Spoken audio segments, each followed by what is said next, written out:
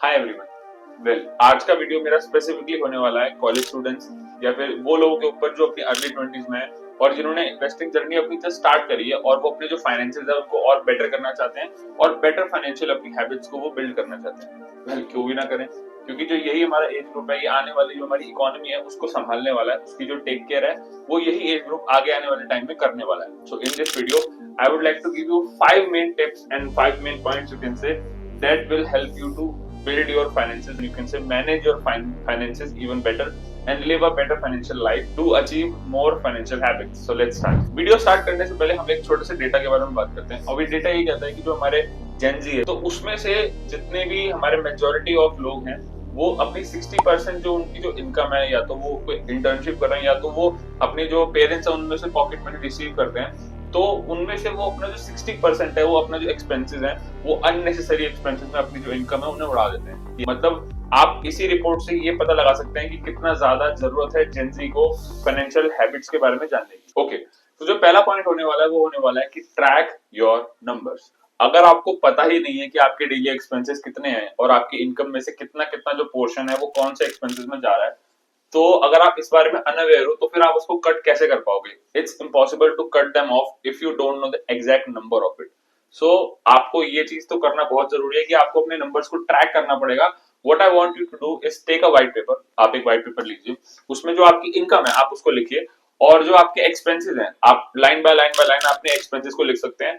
और आपको इसमें छोटे से छोटे एक्सपेंसेस को लिखना है, भले ही आप रेगुलरली एक कॉफी पी रहे हैं या फिर एक चॉकलेट खा रहे हैं या फिर कोई ऐसी अननेसेसरी चीज कर रहे हैं बार बार जो आपका एक रूटीन बन चुका है, और फिर आपको उन सारी चीजों को लिख के माइंडफुली देखना है उन सबको कि क्या वो आपके नेसेसरी है या फिर आपका एक रूटीन बन गया है। आप उस रूटीन की वजह से ही अपना जो मनी है वो अननेसेसरीली स्पेंड करे जा रहे हो उस पर्टिकुलर एक्टिविटी में या फिर उस पर्टिकुलर एक्सपेंस में। तो दूसरा पॉइंट होने वाला है वो होने वाला है कि क्रिएट अ बजट प्लान। अब बजट प्लान क्या होता है? आप लोगों ने इंटरनेट पे बहुत ज्यादा फेमस बजट प्लान सुना होगा अगर आप इन्वेस्टिंग के बारे में थोड़ा बहुत भी रिसर्च करते हो, एंड दैट इज 50-30-20 रूल। अब ये प्लान क्या कहता है? ये प्लान ये कहता है कि जो आपके 50% जो इनकम है वो जानी चाहिए आपकी नेसेसरी एक्सपेंसेस में, जो आपके वांट्स हैं, जो आपके वांट्स है, जो आपके लिए बहुत ज्यादा जरूरी है। अब वो आपके लिए रेंट हो सकता है या आपके लिए कोई भी ऐसी नेसेसरी चीज है जो आपके लिए बहुत ज्यादा जरूरी है।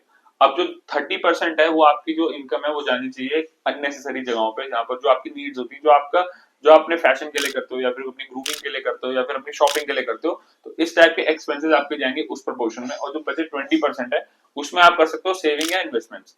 अब ये जो बजट प्लान है ये बहुत ज्यादा फेमस है इंटरनेट पे, मगर इसको लेके मेरा एक अलग टेक है, और वो टेक ये है कि आपको ये फॉलो नहीं करना चाहिए, because as a young guy मैं ये कह सकता हूँ कि मेजोरिटी लोगों पे इतना ज्यादा कोई बर्डन नहीं होता कि उनको जो अपनी फैमिली है उसका ज्यादा प्रेशर होता है।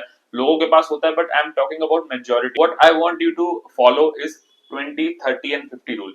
अब इसका क्या मतलब है? इसका मतलब ये है कि 20% जो आपकी इनकम है वो जानी चाहिए आपकी जो आपके अननेसेसरी एक्सपेंसेस है, जो आपकी शॉपिंग वगैरह है, ये ऐसा मैं सोचता हूँ, जो आपकी अननेसेसरी एक्सपेंस है उसमें जो आपका 20% इनकम आपकी वहां जानी चाहिए। 30% आपकी इनकम जानी चाहिए आपकी जो बेसिक नीड है। अब एक जो यंग इंसान है उसकी बेसिक नीड क्या हो सकती है कि उसका ट्रैवलिंग का खर्चा, उसका खाने पीने का खर्चा और उसके छोटे मोटे और चीजें जो कि वो 30% में अपनी कवर कर सकता है। और जो 50% जो है वो आपकी जानी चाहिए सेविंग्स में या फिर इन्वेस्टमेंट्स में।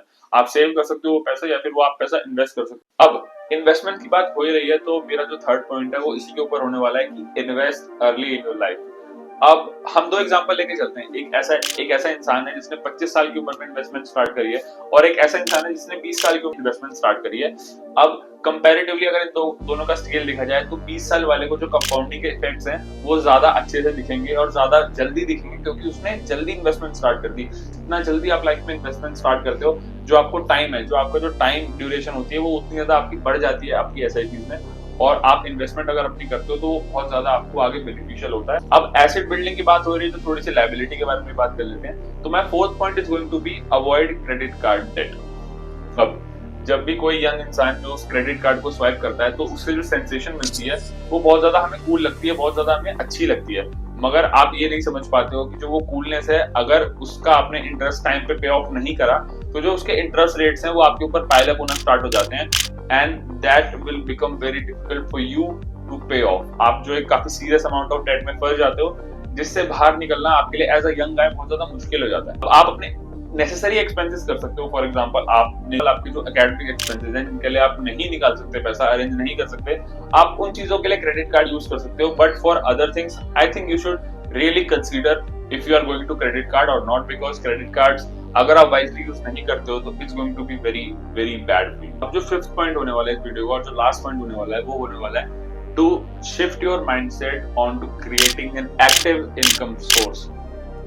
अब इस पूरी वीडियो का मोटिव यही है मेरा, पैसा। अब अगर आपकी जेब में पैसा होगा ही नहीं तो आप सेव और इन्वेस्ट कैसे करोगे, है ना? सही बात है। तो आप अपना जो फोकस है वो उस पर शिफ्ट कर सकते हो कि आप कैसे एक अच्छा और बढ़िया एक्टिव इनकम सोर्स जनरेट कर सकते हो अपने लिए, क्योंकि जितना ज्यादा आपके पास इनकम होगी उतना ज्यादा तो आप इन्वेस्ट और सेव कर पाओगे। जितना ज्यादा आपके पास मनी होगी उतना ज्यादा तो आप उसको एफिशिएंटली अच्छे से और बेटर तरीके से उसे इन्वेस्ट या सेव कर पाओगे। तो आई थिंक ये मेरा जो लास्ट पॉइंट है ये बहुत ज्यादा इंपॉर्टेंट है कि focus your mindset on creating an active and a good income source. So I think ये 5 पॉइंट्स हैं जो बहुत ज्यादा आपके लिए हेल्पफुल होने वाले हैं। बाकी आप लोगों को क्या लगता है अपने कमेंट्स में जरूर बताना, and please like this video. Thank you.